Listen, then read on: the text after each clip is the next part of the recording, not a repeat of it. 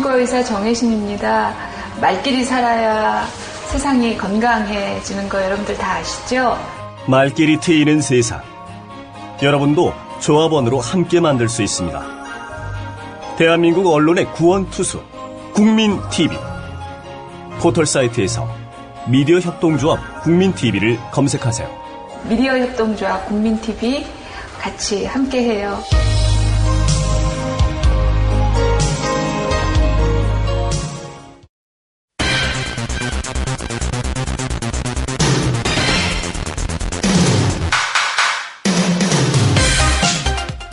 화가 날 때는 참지 말고 잊어라. 슬프면 엉엉 울어라. 근심 걱정 있으면 몸을 움직여라. 우울할 때는 큰 소리로 노래를 불러라. 용서하라. 미워하면 자기 손해다.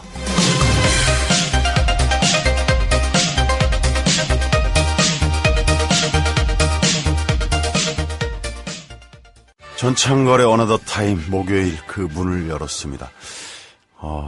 오늘 비가 이렇게 쫙 바닥에 깔려 있고 제가 이 스튜디오에 입장할 때 문희정 아나운서의 나는 조합원이다 그 말미에 들어오는데 그 뱃다라기에 봄비 그리고 지금 들으신 더 파이널 카운트다운이랑 인유레러 이 두 곡이 뭔가 그 시대적으로 연결돼 있는 듯한 그런 느낌이 들었습니다. 오늘 오프닝 용서하라 미워하면 자기 손해다. 이게 쉬운 얘기는 아닌 것 같습니다.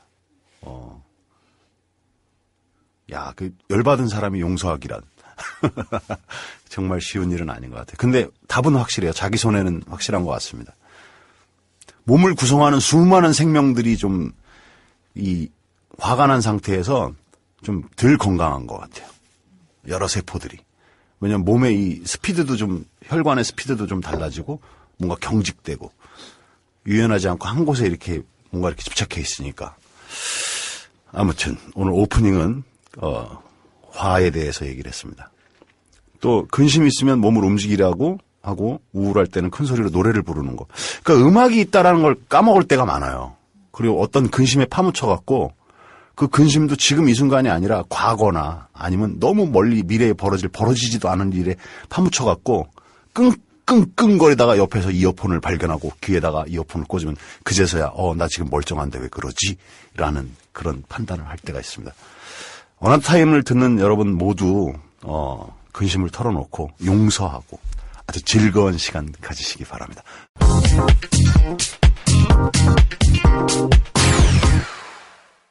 네, 전창걸의 어나더 타임. 오늘은 그 이윤호의 어나더 스토리 시간이죠. 먼저 인사를 나눌까요? 안녕하세요. 예, 안녕하세요. 한 주간 잘 지내셨습니까? 예, 잘 지냈습니다. 예, 늘 이렇게 그 사람을 기분 좋게 하는 웃음, 차분한 목소리. 예, 감사합니다. 역시 스튜디오에는 지금 문희정 아나운서랑 이윤호 선생님이 함께하고 계십니다. 잠시 댓글 읽어드리고 본격적으로 어나더 스토리 시작하도록 하겠습니다. 봄햇살님께서 어제 신청곡 들려주셔서 감사합니다. 마지막 노래요. 짜릿했어요. 예. 신청해 주셔서 감사하죠. 희망님, 흔들 하고 줄만 계속 하시고, 흔들, 국민TV 파이팅! 흔들흔들 하신다 이거죠? 신나서. 보라래 듣고, 예. 이바님께서 저는 싫어요. 화나면 욕하고 잘못하면 따기 때리며 살래요. 나쁜 놈들이 너무 많아서 오늘도 뉴스 들으면서 욕 바가지로 쏟아부어졌습니다. 예. 예. 안 들키게. 예. 고발당하니까. 헤비 멘탈님께서 그들만의 리그 혹은 찻잔 속의 태풍이 되어서는 안 되겠습니다. 일반 국민들 속으로 스며들어가서 올바른 소리를 내는 방송이 돼서 확대 발전하는 모습을 보여줘야 합니다. 조합원은 출자자로서의 지위를 가져야 합니다. 조합원을 청취자 혹은 시청자의 지위로 대하시면 안 됩니다. 그리고 출자자분들을 청취자 혹 시청자의 지위로 대하시면 안 된다고 또 이렇게 좀 의견 올려주셨습니다. 알겠습니다. 조합원 여러분들 사랑합니다. 감사합니다. 마운틴 슬리브님께서 분위기 좋은데 분위기 탄 김에 조이의 터치 바이 터치 어떨까요? 요즘 사람들은 이 노래 아마 잘 모를 것 같은데 이 노래 터치 바이 터치 이게 이제 그 춤추는 곳에서 많이 유행을 했던 노래고 롤라 스케이트장에서도 움직일 때 나오는 노래인 것 같아요. 근데 안타깝게도 이게 거나 아무튼 저작권 문제로 틀어드릴 수가 없다고 하네요. 5월 6일 이후로 해결될 거야. 기다리세요. 착한 그녀. 오, 생방송 한다! 몰랐다니! 하고, 예. 몰리님께서 꿈에서 2번이나 도둑을 맞아버렸네요. 밤새 집 청소했더니 현실에서도 피곤해요. 이거 흉몽인가요? 아닌가요? 제가 뭐 꿈을 해몽할 정도는 아닌데, 또 이윤호 선생님께서 또 계시니까, 뭘 잃어버렸나가 중요한 것 같은데. 그죠? 뭘 도둑 맞았나? 모르세요? 아니, 외관상으로는 이것까지 해결하실 것 같은데. 뭘 잃어버렸나가 중요한 것 같아요. 도둑 맞은 게 늘 부담스러운 거였으면 근심이 떨궈져 나가는 거고, 소중한, 진짜로 꼭 가져야 되는 거면 뭐 또 안 좋은 일일 수도 있는데, 뭐, 꿈이 또 뭐 다 맞을 리도 없고요. 네. 콩덕님께서 전창걸의 어나더 타임 출첵합니다. 언제나처럼 좋은 방송 부탁합니다. 국민TV 파이팅! 예, 파이팅입니다. 열심히 하겠습니다. 아하님께서 2번째 곡에서 힘을 내라는데요. 자꾸, 예.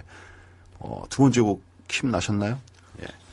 출첵이요. 선곡들 너무 좋은데요. 국민TV 방송 채널에서도 창걸님 영화 정보 프로그램 MC 하시면 좋겠네요. 원조 찾아가는 맛이라고 할까나 꼭 보고 싶어요. 감사합니다. 뭐 원하시면 제가. 전창걸의 영화 공작소! 뭐, 오랜만에 해보는데.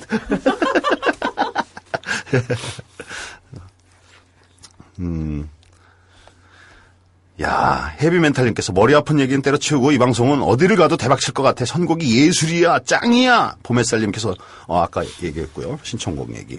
자, 이윤호 선생님. 또, 오늘은 어떤 얘기로, 야. 이 졸린 시간에 늘 졸린 얘기나 하는 것 같아요. 아닙니다. 이 게시판을 보면은 그 이윤호 선생님 글을 좋아하시고 말을 좋아하는 분들이 너무 많아요. 그리고 둘이서 이 뽕짝이 잘 맞는데요. 감사합니다. 네. 오늘은 저번 시간에 이제 양주라는 사람에 대한 이야기를 했는데요. 예.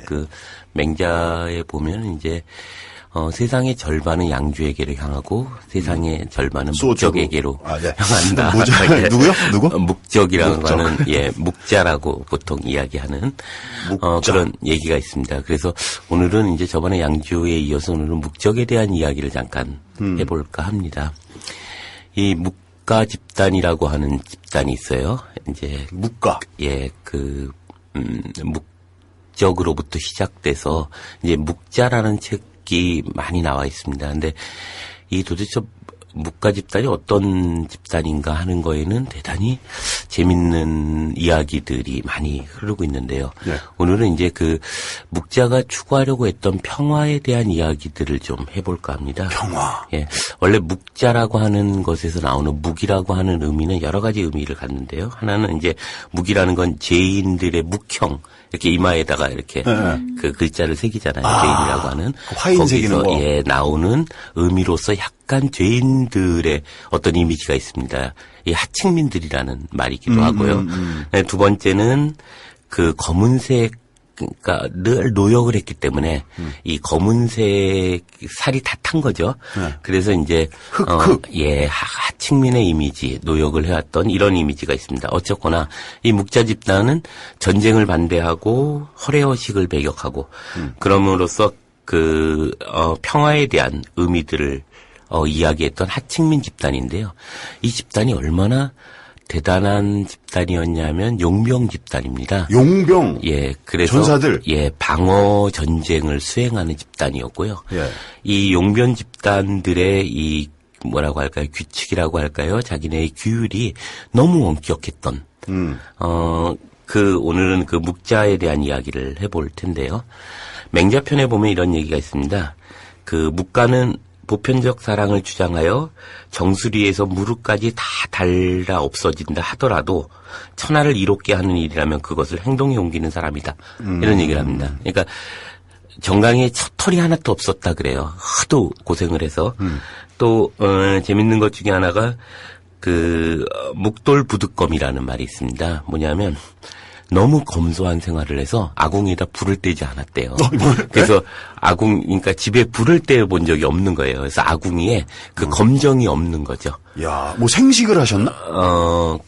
그렇다고 봐야죠. 거의 아주 가벼운 음식 정도만 먹으면서 살았던 사람이라고 하는 의미로 이해하면 될 것 같은데요. 그러니까 자기 다스림이 아주 그냥 철저했던 사람이군요. 철저했고 부하들을 다스리는 것도 대단합니다. 근데 이제 몇 가지 이제 에피소드를 가지고 이제 이 묵자 집단을 얘기를 할 텐데요. 예.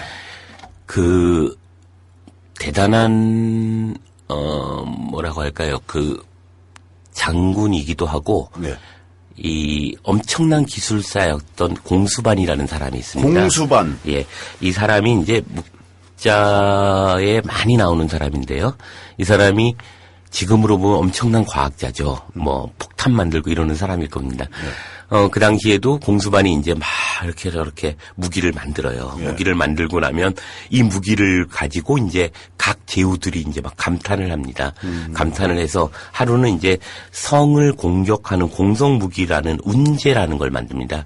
예. 영화에 가끔 보시면 이제 큰 사다리가 돼 있고 위에서 성을 공격하는 무기 있죠. 예. 이게 공수반이 만든 무기인데요. 이걸 만들어서 이제 그 초나라 왕에게 바치게 됩니다. 그래서 초나라 왕이 이걸 가지고 이제 야 이게 얼마나 대단한가 한번 실험을 해보겠다고 해서 그 송나라라고 하는 작은 나라를 공격하려고 합니다. 예. 이 얘기를 듣고 묵자가 이제 이 얘기를 들어요. 놀래서 열흘 밤을 잠을 자지 않고 막 달려옵니다. 말을 타고. 그래서 공수반을 만나죠. 만나자마자 이야기를 합니다. 예. 내가 정말 죽이고 싶은 사람이 있는데 당신 죽여줄 수 있겠어? 라고 물어봅니다. 그랬더니 공수반이 누구한테? 그 묵자가 묵자가 공수반한테 공수반한테. 예, 그때 공수반이 저는 이유 없이 사람을 죽이지 않습니다. 이런 얘기를 해요. 그러니까 아니 그런 양반이 어떻게 송나라를 이유 없이 공격할 수 있습니까? 당신 무기를 위해서 뭐 이런 얘기를 하죠. 그래서 쭉 설득을 합니다. 공수반이 그거에 이제 설복을 당하죠. 선생님의 얘기를 듣고 보니 제가 좀 과도한 것이 있었습니다. 그러니까 무기 공급하지 마라. 예. 예. 그런데 그렇지만 이미 늦었습니다. 왜냐하면 이미 초나라 왕이 그것을 가지고 전쟁에 임하려고 합니다. 그리고 전쟁은 치러질 것입니다. 이런 얘기를 해요. 그랬더니 묵자가 있다가 그러면 나를 초나라 왕에게 소개를 시켜주십시오. 그래서 이제 둘이 초나라 왕을 만나요. 만나는 자리에서 이제 이 공격이 왜 말이 안 되는 공격인가를 쭉 설득을 합니다. 예. 근데 이제 그 왕이 그런 얘기를 하죠. 선생님 말은 알겠는데 공수반이 이렇게 대단한 무기를 만드는데 내가 어떻게 이걸 실험을 안 할 수가 있겠냐. 그래서 실험을 하기로 한 것이고 이제 더 이상 말을 하지 마십시오. 이런 얘기를 해요. 그랬더니만은 탁 그 자리에서 이제 그러면 한번 시작해 보지요. 그러면서 딱 허리띠를 풀러서 성을 만들어요. 이래저래 모의 전투를 하는 거죠.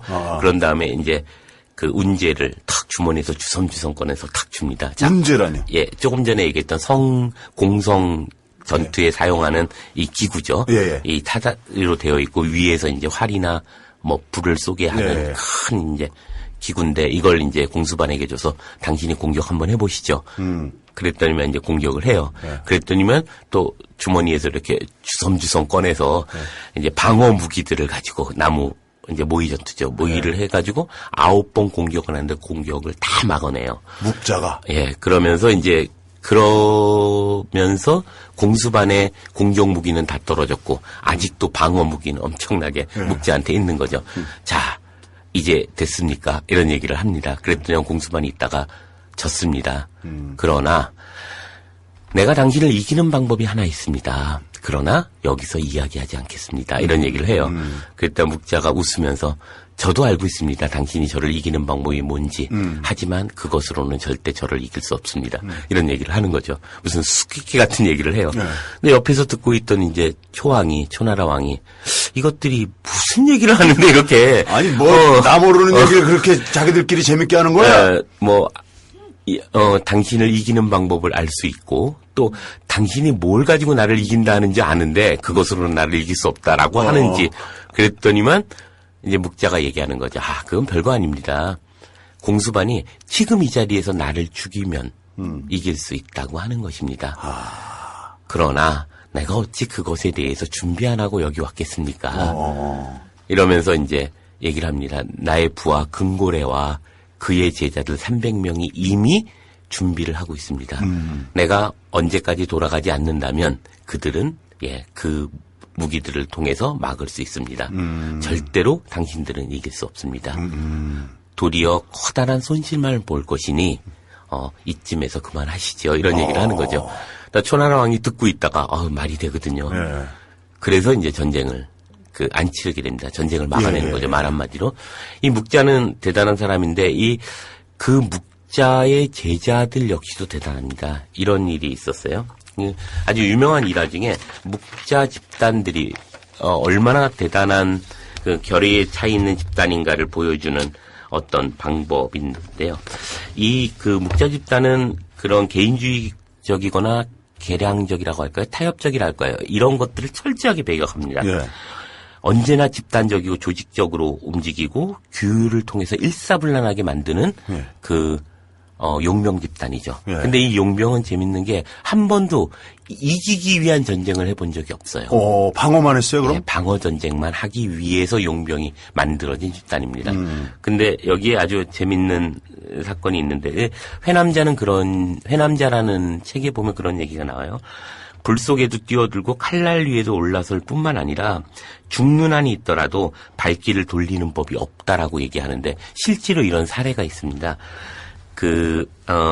이제 거기에 대장을 거자라고 하는데요. 거자. 우리가 왜 무협지에 보면 그 용병 집단 시커먼 옷 입고 있는 그런 집단들이 이제 뭐 살수 중국 집단. 영화나 뭐 이런 데 나오는데 그 사람들이 이제 묵가 집단이라고 해요. 근데 조나라에 있는 양성군이라고 하는 사람과 되게 친했습니다. 이 거자라는 그 당시에 거자였던 맹승이라는 사람이죠. 근데 이 양성군이 자기 나라를 대부니까 자기의 또 작은 소국이 있죠. 네. 그 나라를 이 묵자 집단에게 지키게 하고 자기는 이제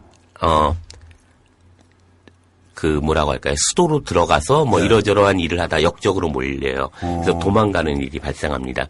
그랬더니만 이제 그 조나라에서는 이 소국을 이제 흡수 병합하기 위해서 이제 거대한 군사가 이제 들어옵니다. 예. 그리고 묵자 집단은 185명이죠. 185명이 그 자리에서 지키고 있어요.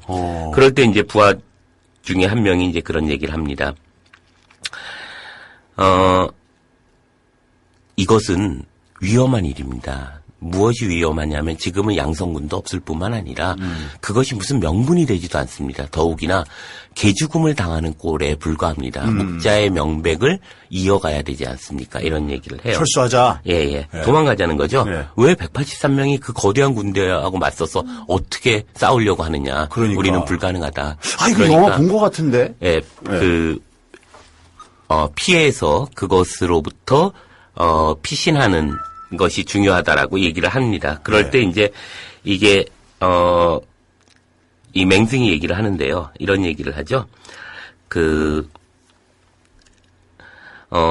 나와 양성군 사이에는 스승도 되고 벗도 되고 신하도 된다. 죽지 않는다면 이제부터는 엄격한 스승을 구하려는 사람은 반드시 묵자 집단에서 찾지 않을 것이고 현명한 벗을 구하는 사람도 묵가 집단을 찾지 않게 될 것이다. 죽는다는 것은 묵가의 의를 행하고 그 업을 계승하게 하는 방법인 것이다. 그러면서 너가 묵가 집단이 무너질 거라고 생각했지만 나는 이미 누가 묵가 집단을 할 것인지를 생각해 두었다.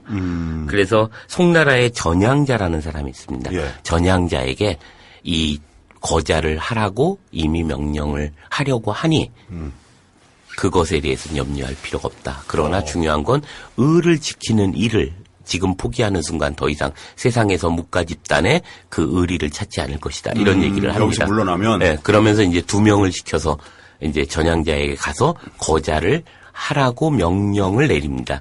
그럼 너희는 빨리 가서 송나라의 전향자에게 가서 이 말을 전해라. 그러는 순간 이제 부하 한 명이 딱 있다가 스승의 뜻이 그러하다면 저희가 그 길을 열어드립니다. 이러거나 3명이 자결을 딱 합니다. 이러면서 183명이 모두 죽어요. 자결을 해요? 예, 2명 빼놓고 떠나간 2명 빼놓고요. 그리고 다 죽어서 그것이 의로움이라면 우리가 어찌 죽는 것이 두렵겠습니까? 그러고 딱 다 죽어버리는 거죠. 근데 재밌는 건 그 다음 사건이에요. 뭐냐면 이 2명이 갔잖아요. 전향자한테 맹승 거자께서 당신에게 거자 자리를 물려주셨습니다. 그랬다. 알겠습니다. 그러면 이제부터 제가 거자입니다. 이러고 이제 합의를 봤을 거 아닙니까? 그리고 나서 이제 돌아가는데 어디를 가십니까? 그랬다. 예, 지금 양성군의 성으로 갑니다. 왜요? 그랬다.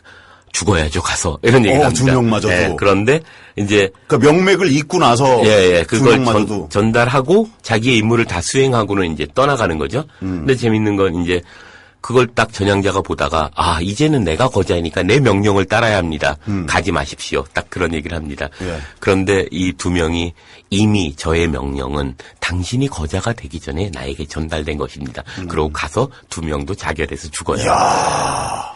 근데 더 재밌는 건 묵자 집단에서 거자의 명령을 따르지 않았다고 해서 예. 그 명부에서 지워져요. 그 두 명은 예. 가지 말라 그랬는데 거기 가서 이제 자결을 했다고. 예. 그러니까 이 엄청난 묵자 집단이 갖고 있는 계율. 예, 그런 규율과 의리에 대한 원칙, 의로움이 무엇인지를 보여주는 한 단면은 아닌가 이런 생각도 드는데요. 뿐만 아니라 이제 많은 그 에피소드들이 있습니다. 잠깐만요. 양파님께서 내가 영화 어디서 본 것 같았더니 영화 300 얘기하시는데 비슷하네요. 그렇죠. 비슷해요. 스파르타 예. 하고 여기서는 이제 그런 어떤 의리의 어떤 가치들을 죽음을 통해서도 절대로 포기하지 않는 사람들이죠. 또 그래서 이제 자기 아들이 죽는 것까지도 그것이 의로움이라면 죽는 것까지도 동의합니다. 예를 들면 이제 세다. 그 복돈이라고 하는 사람이 있는데요. 복돈. 예, 이런 얘기를 하죠. 어떤 왕이 이제 그 아들이, 복돈이 맞을 텐데, 제 이름 맞을 겁니다. 그 복돈의 아들이, 죄를 짓게 됩니다. 그래서 사형을 받게 돼요. 그런데 이 왕이 묵자 집단을 너무 사랑해서 어찌 그 아들 하나 있는 걸 죽일 수 있겠냐. 그래서 내가 죽이지 않을 터이니 괴념치 마십시오라고 얘기를 합니다. 근데 딱 거자가 얘기를 하는 거죠. 당신은 그렇게 얘기할 수 있지만 우리 묵자 집단에서 그것을 용납할 수 없습니다. 그래서 바로 사형에 처하게 되는 일이 벌어질 만큼 아주 재밌는 집단인데요. 여기서 조금 더 이야기하면 아까 얘기했던 방어 전쟁을 하는 과정에서 이제 공수반이라는 사람하고 늘 이렇게 토론을 합니다. 근데 공수반이 하루는 이제 잘난 척하면서 묵자한테 얘기를 합니다. 해전에서 상대방의 배를 잡아당기는 갈고리와 상대방의 배가 접근하지 못하도록 하는 밀대를 만들었습니다. 선생은 걸핏하면 인이니 은이 하는데 선생이 떠드는 인이에도 내가 만드는 갈고리나 밀대 같은 것이 있습니까? 이러고 공수반이 이제 묵자한테 얘기를 하죠. 그랬더니만 딱 묵자가 얘기합니다. 내가 만든 갈고리와 밀대는 당신이 만든 것보다 훨씬 훌륭합니다. 나는 사랑을 이용해서 남을 끌어들이고 겸손을 이용해서 남을 밀어냅니다. 사랑이 아니면 남들이 당신의 가까이 하지 않고 겸손이 아니면 남들이 당신에게 대들게 됩니다. 이런 얘기를 하면서 이제 끝까지 인의의 의미들을 이야기를 합니다. 이 묵자 집단이 쓴 이제 묵자라고 하는 책을 보면 성경과 참 비슷해요. 성경이랑. 예, 하다못해 토시 하나 또 똑같은 글귀가 있을 정도로 그런 점에서 이제 철저하게 공전에 반대하는 입장을 가지고 있는데 그래서 공전이 비록 불이하지만 이익이 된다. 그리고 제나라와 진나라가 처음에는 작은 제국이었지만 전쟁을 통해서 영토를 확장하고 백성이 많은 강대국으로 발전했다는 것을 통해서 이제 공전의 정당성을 이야기하는 것에 대해서 묵자가 논박을 합니다. 전쟁에 대해서 얘기하는 거죠? 근데 재밌는 논박을 해요. 뭐냐면 10,000명에게 약을 써서 서너 명이 효험을 보였다면 그것을 당신의 부모에게 그 약을 먹이겠느냐.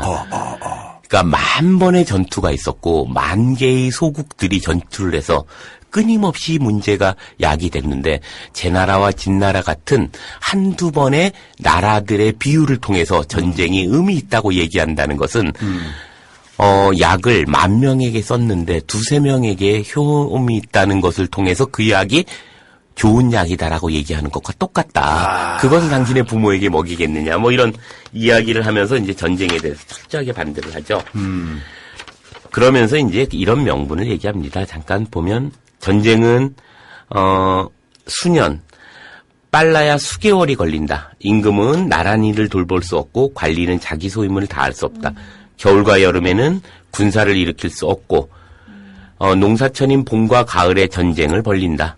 농부들은 씨 뿌리고 거들 겨를이 없게 된다. 이렇게 되면 국가는 백성을 잃고 백성은 할 일을 잃는 것이다. 화살, 깃발, 장막, 수레, 창칼이 부서지고 소와 말이 죽으며 정격시와 태각시에 수많은 사상제를 내게 된다. 네. 죽은 귀신들은 가족까지 잃게 되고 죽어서도 제사를 받을 수 없어 전쟁에 드는 비용에 시국에 사용한다면 그 공은 몇 배나 될 것이다. 라는 얘기를 합니다. 그러면서 묵자에 아주 유명한 말을 남기죠. 옛말에 이르기를 군자는 물을 거울로 삼지 않고 사람을 거울로 삼는다고 했다. 물을 거울로 삼으면 얼굴만을 볼 수 있지만 사람을 거울로 삼으면 기륭을 알 수 있고 미래를 볼 수 있다. 뭐 이런 얘기를 하죠. 그러면서 이제 묵자 집단들이 이제 아주 오랫동안 그러한 어떤 절개를 지키면서 끝까지 싸우고 그러한 전국시대의 그 피비린내 나는 싸움들을 막기 위해서 애를 씁니다. 그러나 이제 이게 사실은 진나라에 의해서 통일되잖아요. 진시황이. 이 과정에서 이제 묵자 집단들은 더 이상 의미가 없어지는. 네. 그래서 사라지게 되죠. 그리고 또 이런 것도 있을 겁니다. 이렇게 철저한 규율. 이게 이제 오래가지 못하는 것도 이제 한 이유이겠지만 어쨌거나 진나라가 통일되는 과정에서 묵자 집단은 서서히 명백을 놓치게 되죠. 동의할 수 없을 테니까요. 그래서 유일하게 어쩌면 고전의 철학 중에 유일한 건 아니죠. 그 장자가 있으니까 어쨌거나 하층민의 관점에서 세상을 바라보게 되는. 예. 그래서 평화주의에 대한 의미들을 얘기했던 것이 아닌가 이런 생각을 하게 됩니다. 국민주의님께서 맞추셨는데 나도 이 영화 떠올렸는데 유덕화가 주인공으로 나오는 묵공이란 그게 이제 유덕화 묵자 집단의 어떤 내용을 담고 있죠. 맞아요. 칙범님께서도 유덕화 주연 묵공. 야, 이거 뭐 맞추셨는데 두 분 제가 드릴 수 있는 거는 없는 사람들 연극 공연 티켓 2장씩 드릴 수 있습니다. 홍대 합정역 2번 출구에 나가시면 카톨릭 청년회관 극장에서 하는데요. 그 공연 아주 또 의미 있다고 하네요. 유덕화 나오는 영화였던 것 같은데 묵가였던 것 같은데 슈주 시원도 나오고 성을 방어하려고 묵가 집단에서 유덕화 한 명을 파견한다는 내용. 맞습니다. 맞아요. 묵공. 그리고 자명님께서 2000년 전에 묵자가 현대의 학자만큼 사회적 경제적 식견을 가졌다고 들었어요. 그러네요. 얘기 들어보니까. 전쟁 요즘 막 분위기가 좀 그러니까 이 묵자의 이 현명한 소리가 사람들한테 많이 들렸으면 좋겠네요. 예. 아까 그 얘기. 10,000명한테 약을 썼는데 3명한테 효험이 있는데 당신 부모한테 줄 수 있느냐. 그것이 전쟁이다. 그냥 이 말 하나로 벌써 그냥 그러면서 다 들리는 그런 얘기야. 얘기를 하는 것도 중요하죠. 사람을 거울로 삼아야 한다. 즉 역사를 거울로 삼을 때 우리가 미래가 어떻게 되는가 보인다는 거죠. 물을 거울로 삼으면 자기 얼굴 하나를 본다는 거죠. 알기 싫다님께서 잼나요. 이런 이야기를 어디서 듣겠어요. 어나더 타임 아니면요. 흐흐. 참 신청곡 하나. 안 선생님 당선을 축하드리며 에릭 크리튼의 Change the World. 야 이게 뭐 또 의미랑 이렇게 노래 그 제목이랑 또 맞아 떨어지네요. 예.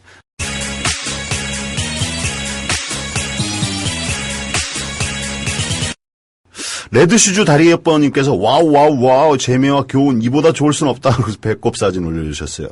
크크크 진짜 웃겨요. 배꼽이 입 같아. 그림 그려놓고. 조선의 국모님께서 일본 바이오 때문에 진짜 폭발해버릴 것 같아요. 방금 전화 왔는데 이놈을 폭발이라고 욕할 뻔했어요. 진짜 짜증나. 욕해버리고 싶다. 일본 것들 진짜. 예. 몰리님께서 아까 꿈 얘기하셨네. 다 털렸대요. 근심이 다 이렇게 사라지는 걸로 이렇게 해석하시는 게 좋을 것 같습니다. 편지 세 통 반갑습니다. 라디오로 듣는 목소리 좋으신 거 매일 느낍니다. 좋은 방송 계속 부탁드리고 27일 벙커원에서 국민주권 방송 협동조합 카페 번개 3시에 있습니다. 많이 참석해주세요. 홍보 부탁드립니다. 예, 많이 참석해주세요. 27일 벙커원 3시입니다. 3시.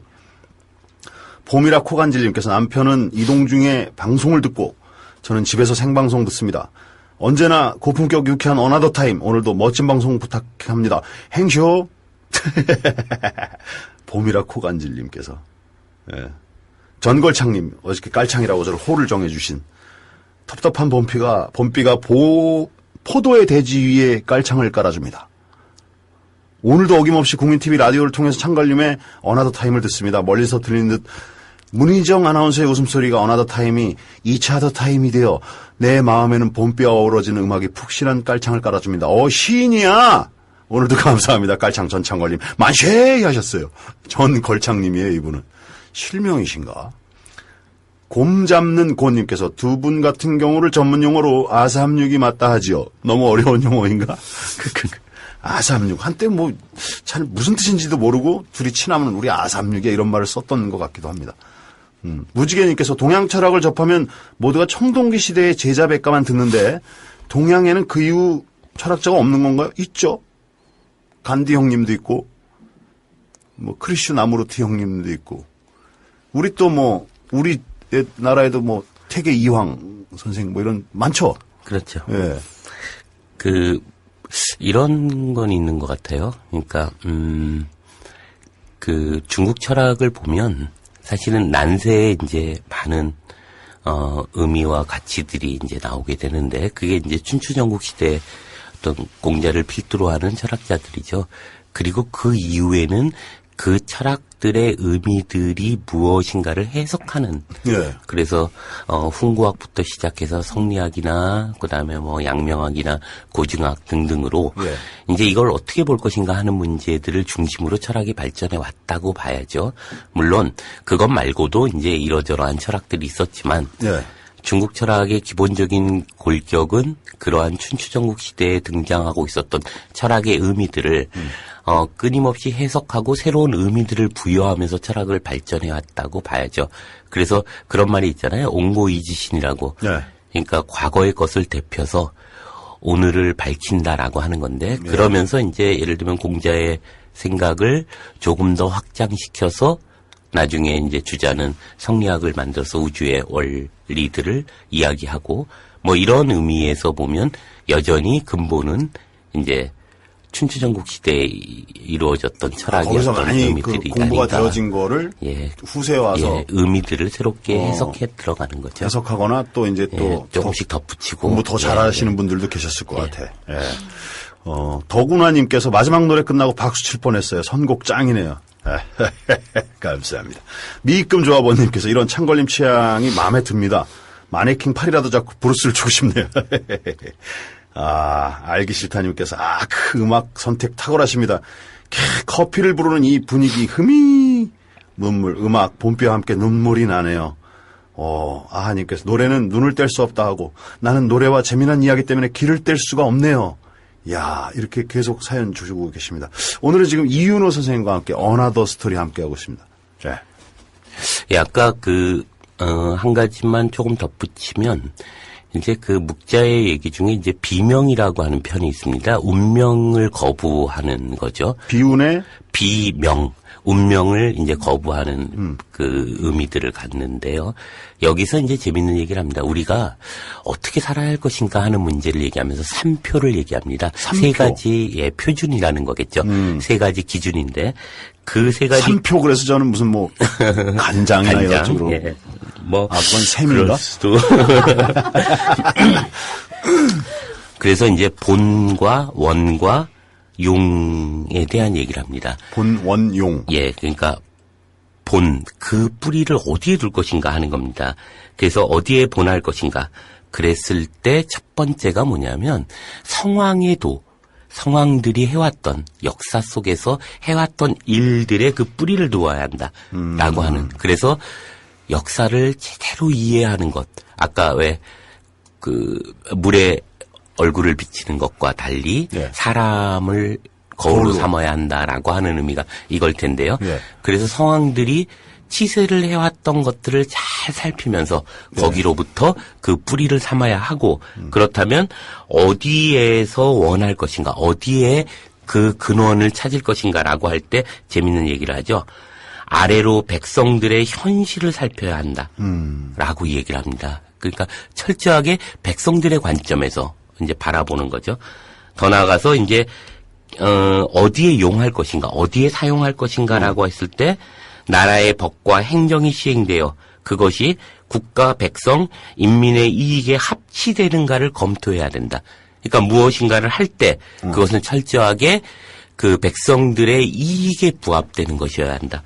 그래서 이제 역사성에 대한 이야기와 더불어 현실성, 현실의 처지 속에 기초해야 되고 그리고 백성들의 어떤 이익 속에 원칙적으로 그 기준을 삼아야 한다라고 함으로써 이제 전쟁을 반대하면서 우리가 무엇 때문에 이 소란스러움이 있느냐. 결국 왕들이 혹은 귀족들이 자신들의 이익을 탐하기 때문이다. 그래서 무엇을 기준으로 살아야 할 것인가 라고 할 때 이제 성왕의 도를 뿌리로 삼고 그리고 백성의 현실을 헤아려서. 근원으로 삼고 예. 그리고 백성들의 이익으로부터 사용을 해야 한다. 이런 얘기를 하는 것에서 묵자 집단이 가지고 있었던 의미들을 좀 볼 수 있는데요. 예. 이제 조금 다른 얘기로 좀 들어가 봤으면 싶습니다. 뭐 책에 대한 얘기도 좀 해보고 싶은데요. 이윤호 선생님 목소리가 너무 감미롭대요. 고맙습니다. 인문학계의 성시경 같답니다. 그러니까 우리 사회가 참이 거친 사회잖아요. 예. 어찌 보면 이렇게 참 얼마 전에도 어떤 고등학생 한 명이 자살을 했죠. 이게 참 이렇게 싸나운 사회입니다. 그리고 그 싸나움이 끊임없이 추동되는 정말 반평화적인 사회죠. 원칙이나 가치는 없고 정말 백만 하나 백만 둘 하는 에너자이저의 시대인 것 같아요. 그러다 보니까 우리 사회에 여러 가지 문제들이 나오게 되는데요. 이 문제를 이제 해결하는 과정에서 어찌 보면 웃지 않으면 죽는 사회입니다. 그러니까 앞에 계신 이제 전철권 씨나 뭐 이런 분들이 이제 끊임없이 사람들을 웃겨서 그 사람들 속에 있는 엔돌핀을 끄집어 내줘야 되는 거죠. 근데 이게 다른 면으로 보면 위험한 사회라는 거예요. 다른 면으로 보면. 예, 다른 각도에서 보면 그렇게 웃기지 않으면 다 죽는 사회라는 거거든요. 그러니까 전 세계 어느 나라도 이렇게 많은 개그 프로그램을 가지고 있는 나라는 없습니다. 아, 그래요? 예. 그런 만큼 우리 사회는 대단히 위험한 사회라는 것을 반증하는 것이죠. 웃음까지 너무 많이 공급당하고 예, 있다. 그래서 그렇죠. 예를 들면 웃음 건강, 웃음 경영 뭐 이런 얘기들이 계속 나오면서 웃지 않으면 죽는 사회로 돌입돼 있는 거죠. 그러니까 그런 점에서 보면 우리 현실에서 그 개그맨들이 하는 역할은 정말 중요한 역할을 하고 있습니다. 예. 사람들로 하여금 삶의 의미들을 주게 하는 작업들을 하고 있는 거거든요. 예. 네, 오늘 웃음에 대한 이야기를 하면서 책을 몇 권 좀 얘기를 해보려고 합니다. 예. 근데 우리 사회가 이렇게 웃지 않으면 죽는 사회다 보니까 웃음이 또 과잉되고 자극적으로 극단화되는 경우도 나타나기도 합니다. 예. 예를 들면 어떻게 보시느냐에 따라 좀 다르겠지만 예를 들면 가루상의 사람이 아니문이다. 뭐 이런 웃음들을 보면 웃음이 누군가를 바보로 만들거나 악당을 만들어서 즉 타자를 만들어서 억지로 웃게 만드는 어떤 일본인 한 분이 제일교포인 것 같은데요. 그분이 이제 불편함을 한번 페이스북에서 토로한 적이 있어요. 예, 근데 그게 그렇죠. 예를 들면 우리가 일본 정부나 일본이 갖고 있는 군국주의적 부활에 대해서 경계하고 네. 해야 하지만 요즘 또 심하잖아요. 예, 요즘 더더욱 그렇죠. 네. 그렇지만 일본 시민들, 일본인들 전체를 비하함으로써 웃게 되는 것은 또 다른 의미의 이거는 평화적인 방법은 아니라는 생각도 한편으로 드는데요. 그러니까 예를 들어서 일본 안에서도 이렇게 궁극적이거나 또 이기적인 집단체가 자기들 집단을 또 방어하고 또 정권을 유지하려고 예. 하는 세력은 있지만 전체적으로 그렇지 일본 않은데 모두를 전체적으로 매도당할 수가 있다. 일체화할 수 있는 건 아니죠. 그런데 이제 원래 이제 웃음이라는 게 사실 타자에 대한 풍자적 조롱이 될 수도 있고 또 의미 없는 말장난의 연속일 수도 있습니다. 그런데 이 타자에 대한 풍자적 조롱일 때 이것에 전제가 있습니다. 뭐냐면 권력이나 제도, 예. 이것이 갖고 있는 것에 대한 어떤 조롱이죠. 그래서 웃음이라고 하는 건 단순히 개인적 쾌락의 의미라기보다는 한편으로 보면 집단적 억압에 대한 해방이거나 또 제도적 경직성에 대한 도전, 또 금지된 욕구에 대한 어떤 충족이나 부조리한 세계와 운명에 대한 조롱, 그리고 진리의 어떤 소통 같은 의미들도 가지고 있다고 네, 봅니다. 그럼요. 그러니까 네. 그런 점에서 웃음이라는 게 대단히 중요한 의미를 갖고 있죠. 잘 아시겠지만 소설 움베르토 에코라고 하는 사람이 쓴 장미의 이름이라는 예, 예. 이 소설이 아주 유명한 책인데요. 여기서 이제 기호학자였던 에코는 이제 소설 형식을 통해서 기호에 대한 이야기를 하고 있는 거죠. 예. 웃음이라는 기호. 그리고 그것은 이제 아리스토텔레스가 쓴 시학, 2권에 나오는 희극론에 대한 얘기죠. 네. 사실 아리스토텔레스는 중요한 이 희극론에서 이 이야기를 합니다. 비극뿐만이 아니라 희극에서도 진리를 나누는 수레의 역할을 하고 있다. 희극이란 예. 이런 얘기를 이제 하고 있는 거죠. 그런데 거기에 이제 등장하는 이제 숨겨져 있는 수도원의 권력자가 있죠. 홀레라고 하는 이 사람의 입장에서 보면 웃음이라고 하는 건 신의 권능을 부인하고 그것을 네. 조롱하는 역할을 함으로써 결국 악마의 산물이다. 이런 얘기를 하면서 이제 웃음을 네. 금지시키게 되죠. 그래서 시약에다가 독을 발라서 시약을 잃는 사람들이 모두 죽게 만드는 거죠. 네. 그래서 이러한 엄숙주의만이 신의 힘이다라고 보는 거죠. 결국 인간이 웃는 순간 자신의 원죄를 망각하게 된다. 혐오하고 이렇게 뭔가 엄숙적으로 살아야 되는데 웃는 순간 그걸 잊어버리고 원죄를 네. 하나님에게 불충하는 악마의 유혹 같은 거다. 그래서 사탄의 마약인 웃음을 인간이 찬미한다는 것. 이것은 교회를 능멸하는 것에 불과하다. 해서 철저하게 네. 이제 그런 사람들 다 죽이는 과정이고 이것을 수사하는 과정에서 웃음이란 의미가 뭐냐 이런 얘기를 얘기하고 있는 거죠. 예. 그랬을 때 이제 이 그 월리엄이라고 하는 사람으로 나오는 월리엄 수도사를 통해서 이야기하려고 했던 것은 웃음의 기능이라고 하는 것은 엄밀하게 보면 그런 억압과 고통을 해방시켜주는 하나의 선적 기능을 하고 있고 아리스토텔레스가 얘기하듯이 진리를 운반하는 수레와 같은 것이다. 예. 그것이 교회나 하나님에 대한 능멸을 의미하는 것이 아니라 훨씬 더 의미 있게 삶을 풍요롭게 살게 하기 위한 것이다. 그래서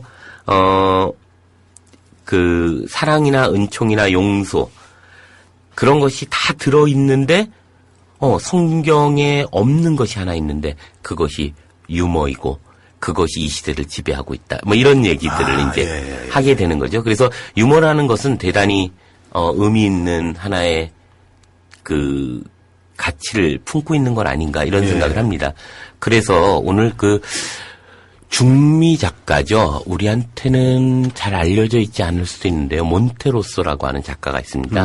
그 사람은 이제 전 세계적으로 되게 유명한 작가예요. 초단편 소설이라는 걸 써서 정말 전 세계 비평가들이 이제 이 한 문장의 소설이에요. 네. 예를 들면 소설의 내용이 전부가 어떻게 돼 있냐면 내가 잠에서 깨어났을 때 그 공룡은 아직 그곳에 있었다. 이게 소설이에요. 초단편 소설이라는 건데 그래서 전 세계 평론가들이 다 이게 무슨 말이냐. 네. 이걸 가지고 막 논쟁도 하고 거기서 공룡이 뭐냐. 그리고 잠에서 깨어났다는 의미는 뭐냐. 이거 가지고 뭐 난리치게 하는 꽤 유명한 작가입니다. 근데 이 작가가 가지고 있는 수사법, 그러니까 문체 방식이 우화를 통해서 글을 쓰는데요. 이 우화에는 엄청나게 많은 패러디들, 그리고 거기에는 유머, 익살, 해악들이 다 숨겨져 있죠. 그래서 이제 그 우화집에 대한 얘기를 하면 검은 양과 또 다른 우화들이라고 하는 책이에요. 여기에 이제 한 편을 잠깐 얘기를 해볼까 그러는데요. 제목이 사자를 용서한 토끼라는 제목이에요. 근데 토끼가 사자를 용서를 해. 네, 재밌는데. 재밌네요. 어떤 이제 저명한 그 정신분석학자겠죠. 그 사람이 밀림 한가운데 이제 가게 됩니다. 그래서 나무 위에 올라가서 이제 숲을 관찰을 해요. 동물들의 생태라던가 이런 것을 쫙 관찰하고 있는데 한쪽에서 토끼가 걸어오고 반대편 방향에 사자가 옵니다. 네. 둘이서 이제 만날 직전까지 가죠. 그래서 이 학자는 그걸 가만히 가만히 보면서 아주 집중해서 관찰하게 됩니다. 그런데 결국 특별하게 언급할 만한 사건이 벌어지지 않아요. 평소와 똑같이 사자는 알아차리고 그가 했던 대로 천둥 같은 표어로 숲을 뒤흔들고 평소처럼 위험 있게 갈기를 흔들며 커다란 발톱으로 허공을 가르면서 소리를 지릅니다. 그리고 반대 토끼는 가쁘게 숨을 들이쉬었고 잠깐 사자의 눈을 바라보았고 뒤돌아서 도망가게 됩니다. 뭐 별일 없었어요. 네. 근데 이제 그 저명한 정신분석자가 이제 도시로 다시 돌아와서 자신이 밀림에서 본 것을 이제 저술하게 됩니다.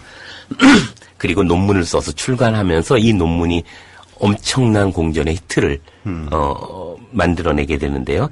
그 논문에서 사자를 가장 비겁한 동물로, 토끼는 가장 용감하고 성숙한 동물로 묘사하게 되는데요. 왜? 그 내용을 보면 이런 얘기가 나옵니다. 사자는 너무 두려운 나머지 천지를 뒤흔들 정도로 표호하고 온갖 허세로 상대를 위협했다.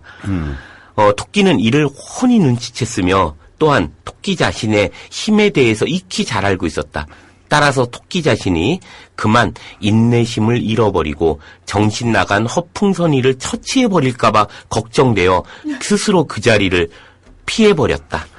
사실상 토끼는 그처럼 겁에 질려 허세를 부리는 사자가 불쌍하기도 했다. 그리고 무엇보다도 사자가 토끼 자신에게 해를 끼친 것은 없었으니까 그냥 용서해 주기로 했다. 이러면서 이제 논문을 마치게 되는데요. 여기에는 이제 중요한 의미들이 들어가 있죠. 그러니까 뭐냐면 우리가 그 강하다고 이야기할 때 이 강함이란 언제나 비겁함과 그 공포로부터 나오는 것이고. 그렇죠. 네. 약하다고 여기는 것이야말로 진정으로 강한 의미들을 갖는다. 그래서 이제 노자에도 보면 이제 연한 것은 살아있음이고 뻣뻣한 것은 죽는 것이다. 그래서 그러네. 사람의 삶도 유연한 어린아이들로부터 뻣뻣해지는 노인으로 가는 것은 죽음으로 향하는 길이다. 뭐 이런 얘기를 하는데 예. 여기서 이제 제가 얘기하고 싶었던 것 중에 하나는 뭐 그런 의미도 의미지만 웃음에 관련한 겁니다. 그렇죠. 예를 이 소설, 그러니까 이 우화집을 보면 모든 그 안에 나오는 우화들이 참 재밌는데요. 이렇게 모두가 미워지지 않아요. 의미는 의미대로 가슴에 남으면서 정말 픽 웃게 되거나, 네. 아주 크게 웃게 하더라도 중요한 건 사자도 토끼도 다 귀엽잖아요. 네. 그러니까 이러자면 타자 밀쳐내야 되고 그것을 악마로 삼아야 되지 않는 웃음. 저는 웃음의 본질은 어쩌면 여기에 있는 것은 아닌가. 이것이 우리가 가지고 있었던 해악의 본질은 아닌가. 네. 근데 우리가 너무 웃는 것이 없이는 죽는 사회다 보니까 웃음이 너무 극단적이고 자극적으로 되는 어떤 모습들도 보여지고 있는 거죠. 그래서 누군가를 악마로 만들거나 이러지 않고는 이제 우리도 한계체감에 의해서 더 이상 웃기지 않는 거예요. 아주 극단적인 웃음이 있어야지. 누구를 제물로 삼거나 누구를 핑계를 대서 웃긴다라는 방법이 좀 위험할 수 있다라는 얘기죠. 그래서 그런 점에서 우리가 이제 해악이라고 하는 의미로서의 웃음. 옛날에 그런 것이 있잖아요. 뭐죠? 거북이가 이렇게 그 길을 가고 있는데 이제 달팽이 산적들이 나타나서 이제 털어갔는데 그 혹시 그 너를 털어간 그 산적을 본 적이 있느냐? 그랬더니 눈 깜짝할 사이에 일어나니 돼서 못 봤다. 뭐 이런 얘기들을 하면서 거북이도 달팽이도 어찌 보면 그 웃음 속에 하나의 배제돼야 되거나 배척돼야 될 대상으로 존재하지 않는 웃음.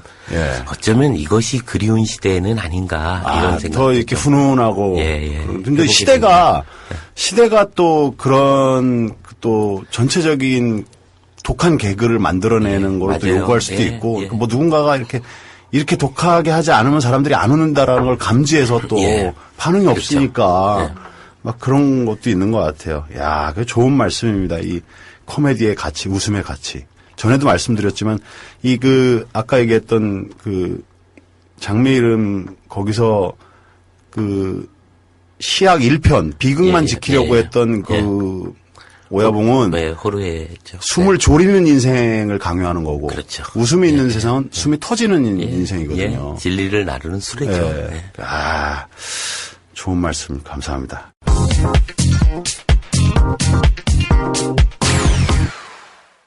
부었다님께서 이은호쌤 뭐 하시는 분이세요? 첫 소개를 못 들어서 궁금해서요. 원래 직업이 스토리텔러시고 또 이제 출판사? 예, 출판사에서 스토리텔러를 하고 있죠. 예. 그러니까 책에 대한 이야기들을 정리해서 가능하면 친절하게 알려주는 게 제 직업입니다. 예, 그리고 또 뭐 오프라인에서 이렇게 모임도 많이 가지시잖아요. 예. 또 뭐 맹자도 강의하시고. 예. 그런 분이에요. 더 궁금하신 분은 페이스북에서 이은호 씨를 찾으시기 바랍니다. 토토토님께서 토끼 이야기가 참 흥미롭네요. 이은호 선생님 어쩜 그렇게 박학다식하신가요? 이은호 선생님은 박학다식, 저는 잡학다식. 김팥빵님께서 주성치의 희극지왕 킹 오브 코미디가 떠오르네요. 희극지왕 OST 틀어주세요. 근데 못 찾겠대요. 없대요. 자명님께서 화살에 맞은 듯한 날카로운 표현이네요. 요거는 아마 아까 가로상 얘기를 잠깐 하면서 일본에 대한 얘기를 했었을 때 나온 것 같아요. 피터퐁님께서 이 선생님 감기는 떠나보내셨나요? 들을수록 중독되는 시간이네요. 감사. 제 책이 중간에 한 건 접니다. 공동감정 노동자의 나 쫄려서 목소리를 몸무게라고 헛소리를 써놨네요. 수정할 수 있게 기능 좀 넣어주세요. 지우고 다시 쓰시면 되는데. 예. 그리고 테디님께서 금방 들었던 노래 제목 좀 다시 알려주세요. 너무 좋은 선곡이라. 라라 파비안의 아다지오예요. 아다지오. 네. 현재는 이기심으로 역사를 왜곡합니다. 짧은데 그죠? 가끔 그런 생각이 들 때가 있어요. 진실은 존재하는가? 라는 이게 그전에는 조금 이렇게 좀 속된 말로 해먹는 분들도 쉬쉬하던 시대가 있었는데 지금은 예. 뭐 어쩔 건데 이런 느낌이 좀 많이 드는 시대에 사는 것 같기도 하고 저처럼 벌을 받으세요. 예. 소심해서 그만하게 얘기하네. 공덕동 감정노동자님, 교수님 갑자기 몸무게, 목소리, 아까 그 얘기구나. 더욱 감미롭게 하시는 것 같은데요. 이어폰 꽂고 있으니 목소리가 너무 감미로워서 스물스물 기분 좋은 졸음이 와요. 감미로운 목소리로 속삭여서 꿈나라로 갈 것 같아요. 이게 제 방이 1시부터 다시 되니까요, 새벽에. 혹시 잠이 안 오시면 이 방송을 들어주시기 바랍니다. 무지개님께서 패러다임의 전환은 없었다는 말처럼 들리네요. 동학혁명의 실패가 참으로 아쉽네요.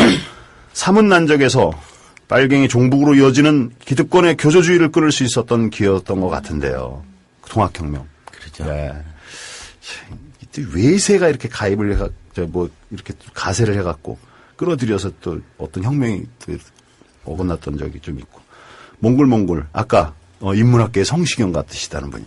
회가 거듭될수록 전창걸님과 주거분이 박건희 호흡이 좋아지는 것 같아요. 이야, 저는 이렇게 박건희가 이렇게 별로 없는 것 같아요. 혼자 많이 얘기하시니까 저도 거기에 젖어들어서, 예. 자, 또 어떤 얘기를 또. 고맙습니다. 약간 웃음의 문제를 쭉 얘기하다 보니까, 이런 생각도 드는데요. 네. 그러니까 정말 우리 사회가 합리적이라고 하는 것이 참 조금씩 붕괴되어 가고 지금 과연 그 합리성의 명백조차도 있는가 이런 생각도 하게 됩니다. 그런 과정에서 이제 문득 그런 생각이 들었습니다. 드라마에 대한 생각을 해보는데요. 네. 사실 드라마는 한류의 주역이잖아요. 그렇죠.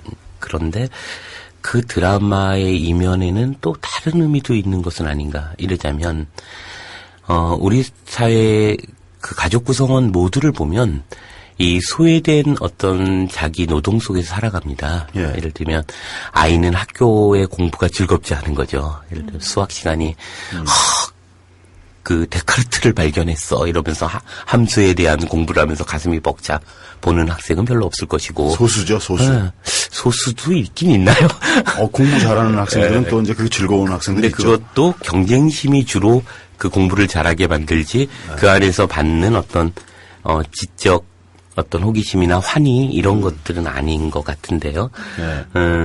그렇다고 해서 주부가 그 설거지를 하면서 이 설거지의 기쁨을 느끼거나 뭐 사실 이런 건 또 아닐 것이고 그리고 가장인 분이 회사의 노동이 너무 즐거운 사람 그래 많지 않을 겁니다. 가족 구성원 모두가 이제 자기 노동의 소외들을 겪는 거죠.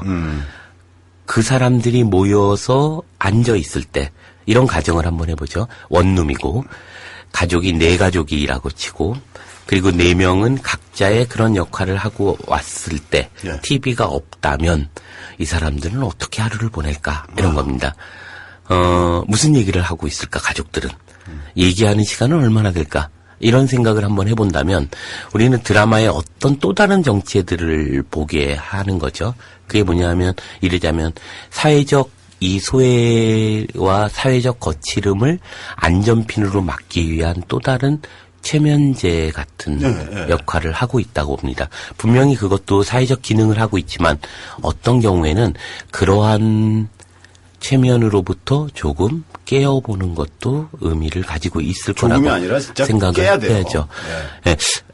좀 오래된 영화이긴 한데 혹시 바람난 가족인가요? 혹시 네. 그 영화 기억나시죠? 제가 영화를 보면서 그런 생각을 했었는데요. 하루는 이제 저랑 같이 이제 잡지를 하던 그 사람들 중에 우스갯소리로 그런 얘기를 했습니다. 어떤 집에 이런 일이 있었대요. 바람난 가족을 쭉 보다가 무슨 바람난 가족에 대한 광고가 나왔나 그랬대요. 그래서 뭐 아내와 보지 않아야 되는 영화인가 뭐 이런 식의 그러면서 이제 아내가 물어본답니다. 당신도 저거 봤어? 이러는 순간 이제 봤지. 당신도 애인 있어? 딱 이러는 순간 이제 남편이 약간 말을 더듬었나 봐요. 아니 뭘 그런 걸 의심해? 뭐 이러면서 막 소리를 지르고 뭐 그랬는 모양이에요. 그랬더니 당신 왜 이렇게 예민해? 무슨 일 있는 거 아니야? 잠깐 TV 꺼봐. 이렇게 되는 거죠. 네. 이 순간 TV는 꺼진다는 겁니다. 드라마는. 무슨 말이냐면 우리가 불편하다고 이야기하는 그 속에서 우리가 안전핀이라고 믿고 있는 것들이 위험을 인식 못하게 하는 것들이 있는 거죠. 그러나 바람난 가족이 저는 대단히 윤리적인 영화라고 봐요. 이유는 결국 TV를 끄게 할 수 있다면 예. 그래서 우리로 하여금 내가 서 있는 이 자리를 한 번쯤 다시 돌아보게 한다면 예. 한 가족이 모여서 하루에 1시간 이상 대화해 본 적이 없는 것이 비로소 느끼게 한다면 예. 이것은 대단히 의미 있는 영화죠. 제가 한 번은 이런 일이 있었습니다. 집에 이제 손님이 왔다고 빨리 들어오라 그래서 이제 들어갔어요. 근데 그때 대장금이라는 드라마를 하고 있었는데 모두가 대장금을 정말 호흡도 똑같이 대장금을 보고 있는 거예요. 그러고 있는데 우리 애가 엄마 학교에서 이러는 순간 엄마가 딱 제지합니다. 대장금 하잖니. 이런 거예요. 조용히 있다가 대장금이 끝나고 이제 우리 과일 먹을까? 뭐 학교에서 무슨 일이 있었다고? 그 순간 우리 아들은 또 잊어버렸어요.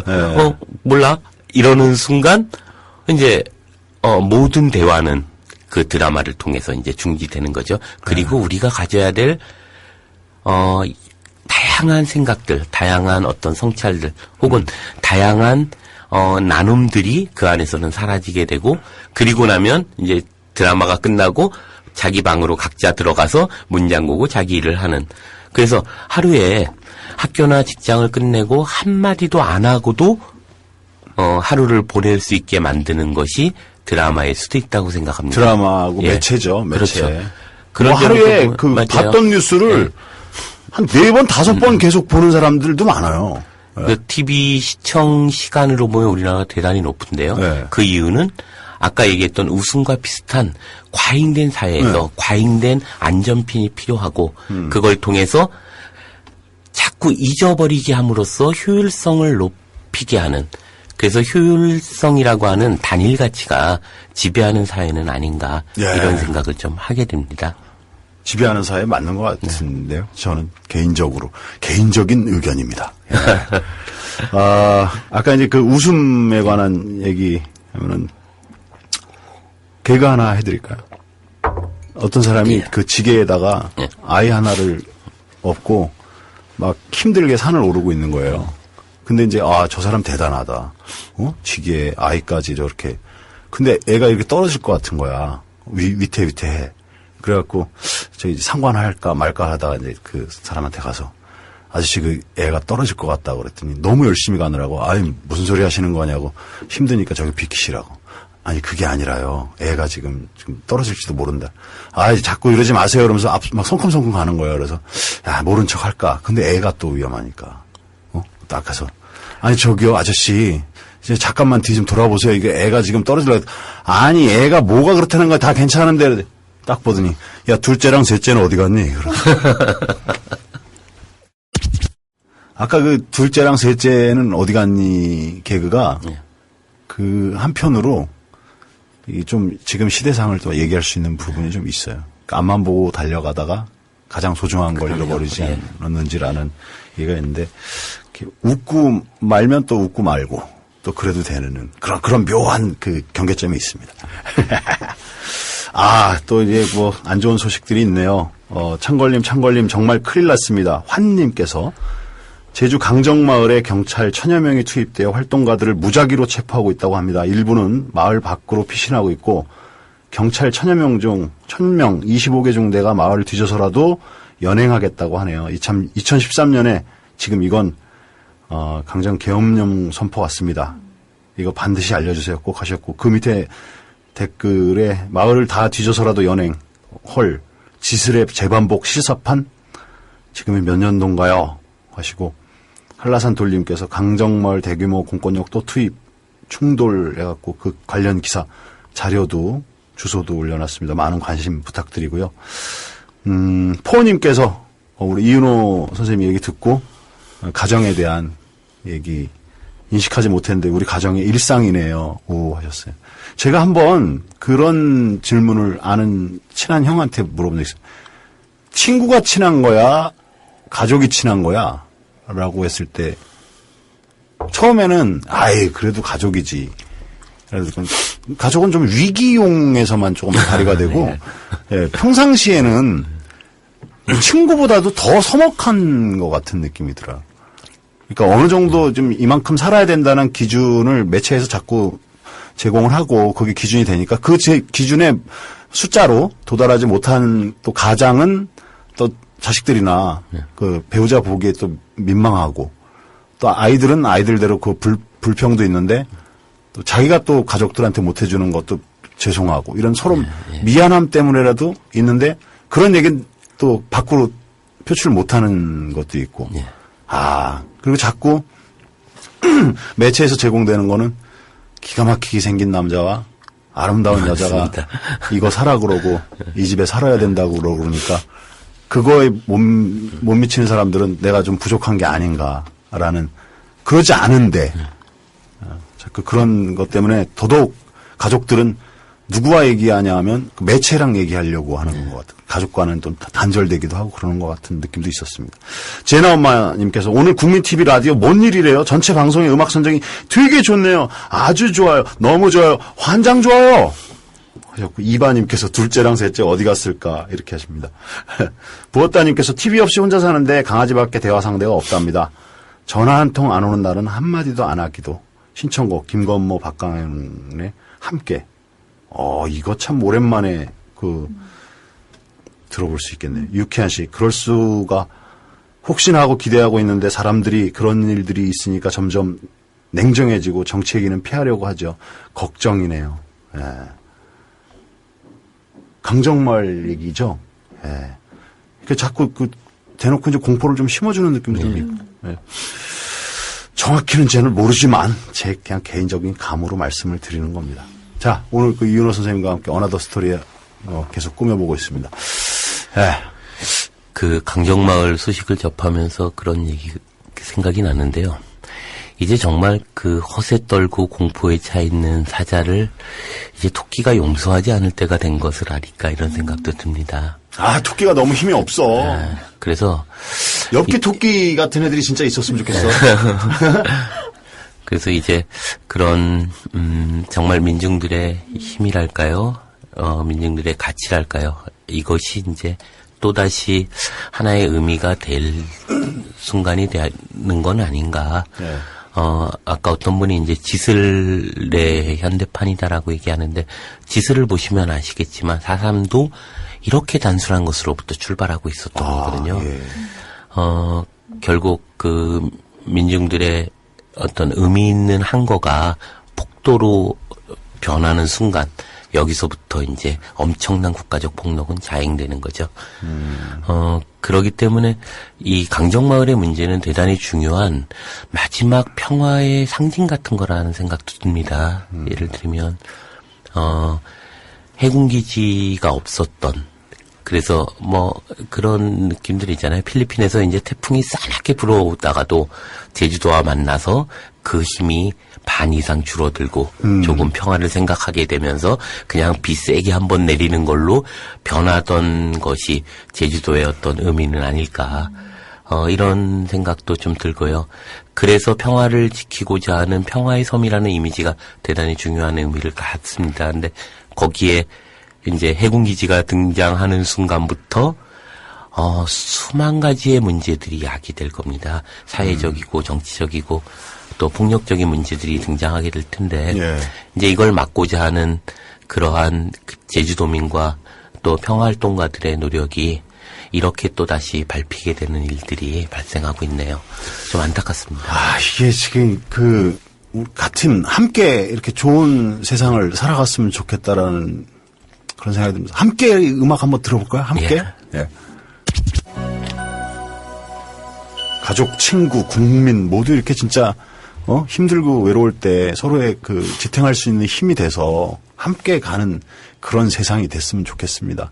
누구 하나가 이롭기 위해서 다수를 희생시키고 그 사람이 승진하기 위해서 또 일을 벌리거나 어떤 또 억울한 것들을 덮으려고는 이런 세상이 없어졌으면 좋겠어요. 근데 그게 가능할지 모르겠지만 가능하게 해야죠. 예. 여러분들이 또 관심을 많이 갖고 작게나마 마음으로나마 또 이렇게 좀 참여를 해주시면 이렇게 힘들게 또 그걸 지키려고 하는 사람들한테 큰 힘이 될 것 같다라는 생각을 해봅니다. 오늘 이원호 선생님 또 여러 가지 얘기로 고생 많으셨습니다. 고맙습니다. 예, 다음 주에도 어김없이 예. 또 훈훈하고 마음에 또 평화를 줄 수 있는 교훈이 될 수 있는 여러 가지 얘기를 기대해 보겠습니다. 예, 그럼 다음 주에 만나요. 예, 감사합니다. 예, 감사합니다. 자, 뭐 좀 씁쓸하지만 또 어느덧 타임 마감할 시간이 다가왔습니다. 저는 내일 이 시간에 찾아뵈고요. 내일 또 즐겁게 여러분 만나 뵐게요. 감사합니다. 국민TV